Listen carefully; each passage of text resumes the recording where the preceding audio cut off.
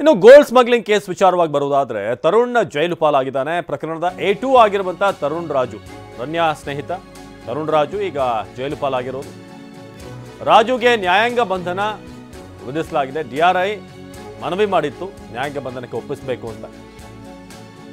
DRI custody ಅಂತ್ಯ ಹಿನ್ನೆಲೆ judge ಮುಂದೆ ಹಾಜರುಪಡಿಸಿದ್ರು.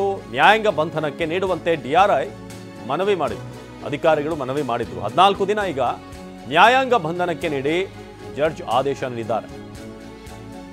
ಆರ್ಥಿಕ ಅಪರಾಧಗಳ ಕೋರ್ಟ್ ಜಡ್ಜ್ ಆದೇಶ ನೀಡಿದೆ. ಈಗ ಕೊಟ್ಟಿದ್ದಾರೆ ಈಗ ಜಡ್ಜ್ ವಿಶ್ವನಾಥ್ ಸಿ ಗೌಡರ್ ನ್ಯಾಯಮೂರ್ತಿಗಳು. ಈ ಒಂದು ಆದೇಶವನ್ನು ಹೊರಡಿಸಿದ್ದಾರೆ. 14 ದಿನಗಳ ನ್ಯಾಯಾಂಗ ಬಂಧನ. ಗೋಲ್ಡ್ ಸ್ಮಗ್ಲಿಂಗ್ ಕೇಸ್ನಲ್ಲಿ ಈಗ ಎರಡನೇ ಬಂಧನ ಇದು ಅಂತ ಹೇಳಬೇಕು. ಒಂದು ಕಡೆ ರನ್ಯಾರಾವ್, ಹಾಗೆ ಈಗ ಅದರ ಬೆನ್ನಲ್ಲೇ ಪ್ರಕರಣದ A2 ಆಗಿರುವಂಥ ತರುಣ್ ರಾಜು, ಇವರಿಬ್ಬರು ಸೇರಿನೇ ಈ ಒಂದು ನೆಟ್ವರ್ಕ್ನಲ್ಲಿ ಇದ್ದರು ಅನ್ನೋ ಬಲವಾದಂಥ ಅನುಮಾನಗಳ ಆರಂಭದಲ್ಲಿ ಶುರುವಾಗಿತ್ತು. ಅದಾದ ನಂತರ ವಿಚಾರಣೆ ಕೂಡ ಆಗಿದೆ, ಅವರ ಮನೆಗಳಲ್ಲಿ ಸರ್ಚ್ ಕೂಡ ಆಗಿದೆ. ಈಗ ನ್ಯಾಯಾಂಗ ಬಂಧನಕ್ಕೆ ನೀಡುವಂತೆ DRI ಅಧಿಕಾರಿಗಳು ಮನವಿ ಮಾಡಿದ್ದಕ್ಕೆ ಈಗ ಪುರಸ್ಕಾರ ಸಿಕ್ಕಿದೆ.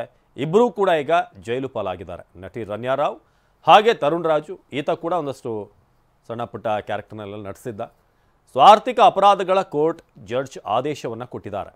ನ್ಯಾಯಮೂರ್ತಿಗಳಾದಂಥ ವಿಶ್ವನಾಥ್ ಸಿ ಗೌಡರ್ 14 ದಿನಗಳ ಕಾಲ ತರುಣ್ ರಾಜುಗೂ ಕೂಡ ನ್ಯಾಯಾಂಗ ಬಂಧನ ವಿಧಿಸಿ ಆದೇಶ ಹೊರಡಿಸಿದ್ದಾರೆ.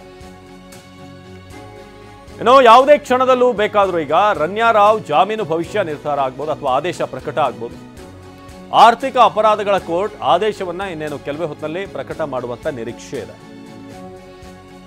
ಅರ್ಜಿ ಆದೇಶ ಕೆಲ ಕಾಲ ಮುಂದೂಡಿರುವಂತಹ ಕೋರ್ಟ್ ರನ್ಯಾ ಜಾಮೀನು ಆದೇಶ ಪ್ರಕಟ ಮಾಡುವಂತ ನಿರೀಕ್ಷೆ ಇದೆ. ಒಂದು ವೇಳೆ ಜಾಮೀನು ಸಿಕ್ಕರೂ ಕೂಡ ರನ್ಯಾಗೇನು ರಿಲೀಫ್ ಇದೆಯಾ?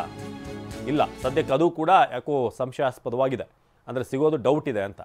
ರನ್ಯಾ ವಿರುದ್ಧ CBI ED ಕೇಸ್ ಕೂಡ ದಾಖಲಾಗಿರುವಂಥ ಹಿನ್ನೆಲೆ ಕಸ್ಟಡಿಗೆ ನೀಡುವಂತೆ ಒಂದು ವೇಳೆ ಇಲ್ಲಿ ಜಾಮೀನು ಸಿಕ್ಕಿದ್ರೂ ಕೂಡ CBI ಮತ್ತು ED ಮನವಿ ಮಾಡುವಂಥ ಸಾಧ್ಯತೆ ಇದೆ.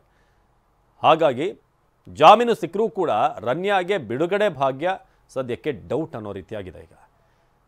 ಜಾಮೀನು ವಿಚಾರವಾಗಿ ವಕೀಲರು ಜವಳಿಯವರು ಸಾಕಷ್ಟು ವಿಚಾರಗಳನ್ನು ನ್ಯಾಯಾಧೀಶರ ಮುಂದೆ ಇಟ್ಟಿದ್ರು. ಎಸ್ಪೆಷಲಿ ಇವ್ರನ್ನ ಅರೆಸ್ಟ್ ಮಾಡಿದಂಥ ರೀತಿ ಅರೆಸ್ಟ್ ಮೆಮೊ ಕೊಟ್ಟಂಥದ್ದು, ಅದಾದ ನಂತರ ಅಲ್ಲಿ ಸರ್ಚ್ ಮಾಡಬೇಕಾದ್ರೆ ಏರ್ಪೋರ್ಟ್ನಲ್ಲಿ ಚೆಕಿಂಗ್ ಮಾಡಬೇಕಾದ್ರೂ ಕೂಡ ಪ್ರೋಟೋಕಾಲನ್ನು ಹೇಗೆ ಫಾಲೋ ಮಾಡಿದ್ರು, ಏನು ನಿಯಮ ಇದೆ, ಕಾಯ್ದೆ ಏನು ಹೇಳುತ್ತೆ, ಕಸ್ಟಮ್ಸ್ ಕಾಯ್ದೆ, ಇದೆಲ್ಲವನ್ನು ಕೂಡ ಫಾಲೋ ಮಾಡಿಲ್ಲ ಅನ್ನೋದನ್ನು ನ್ಯಾಯಾಧೀಶರ ಮುಂದೆ ವಕೀಲರು ಇಟ್ಟಿದ್ದಾರೆ, ರನ್ಯಾ ಪರ ವಕೀಲರು. ಆದರೆ ಅದಕ್ಕೆಲ್ಲ ಈಗ ಪುರಸ್ಕಾರ ಸಿಗುತ್ತಾ ಅನ್ನೋದು ಕಾದು ನೋಡಬೇಕಾಗಿದೆ. ಇನ್ನೊಂದು ಕಡೆ ರನ್ಯಾರಾವ್ ಕೇಸ್ನಲ್ಲಿ ಪತಿ ಜತಿನ್ ವಿಚಾರಣೆ, ಇಡೀ ಅಧಿಕಾರಿಗಳಿಂದ ಜತಿನ್ ತೀವ್ರ ವಿಚಾರಣೆ ಮಾಡಲಾಗಿದೆ. ನಿನ್ನೆ ರಾತ್ರಿ 3 ಗಂಟೆಗಳ ಕಾಲ ಜತಿನ್ ವಿಚಾರಣೆ ಮಾಡಿದ್ದಾರೆ ಅಧಿಕಾರಿಗಳು. ಮನೆ ಮೇಲೆ ದಾಳಿ ಬೆನ್ನಲ್ಲೇ ED ಅಧಿಕಾರಿಗಳು ಜತಿನ್ನನ್ನು ಪ್ರಶ್ನೆ ಮಾಡಿದ್ದಾರೆ ಪತ್ನಿ ವಿಚಾರವಾಗಿ. ಇಡಿಯಿಂದ ಜತಿನ್ ಹುಕ್ಕೇರಿಗೆ ಸಾಲು ಸಾಲು ಪ್ರಶ್ನೆ.